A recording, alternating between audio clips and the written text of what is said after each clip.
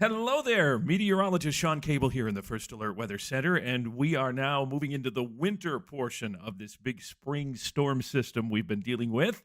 And we do have some changes as we make our way into Saturday. The first one is that the heavier snow bands have shifted ever so slightly eastward, and that means that we have added a few counties here. Wilmer, Candy, High County, Renville County, Olivia, Bird Island, Redwood County, Redwood Falls, and Cottonwood County are now in the blizzard warning. Heavier snow amounts will be further to the western edge of those counties, but with 50 to 60 mile per hour wind gusts, we can expect a pretty good amount of blowing snow and blizzard conditions in these areas. So keep that in mind if you have to travel. Again, conditions not as bad further east, where we don't have blowing snow. We have wind advisories and even high wind warnings that remain in effect after the blizzard warnings expire. Most of the blizzard warnings go through mid to late afternoon. Then they expire. High wind warnings continue for much of these regions as well. The wind will eventually die down by a bit later on in the afternoon into the evening. This is our hour-by-hour futurecast as we take you through Saturday. Not a lot of additional snow. Most of this is going to wind down here as we make our way into the afternoon. And in the Mankato, North Mankato area, we could get a little burst of snow. I don't expect much, but if you only get a half inch, you're still going to have blowing snow issues, potentially blizzard conditions with 50 to 60 mile per hour wind gusts while that snow is falling. So just keep that in mind that there could be periodic reductions in visibility. Here's the change. The snow amounts, again, a little further to the east compared to what our forecast was yesterday, but Alexandria, Montevideo, Marshall, that's where we're going to see some of the higher amounts, likely 2 to 3. Once you get north up into these areas, this is where we'll see the 4, maybe 5+ inch snowfall amounts.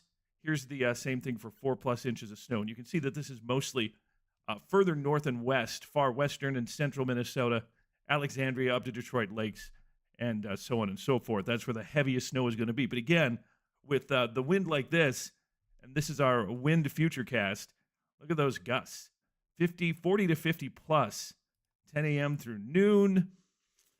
We keep that wind going fairly strongly into the afternoon, and then everything starts to wind down this evening and overnight. By tomorrow, the wind is basically going to be a non-issue and not much of a problem there. So things will eventually get better.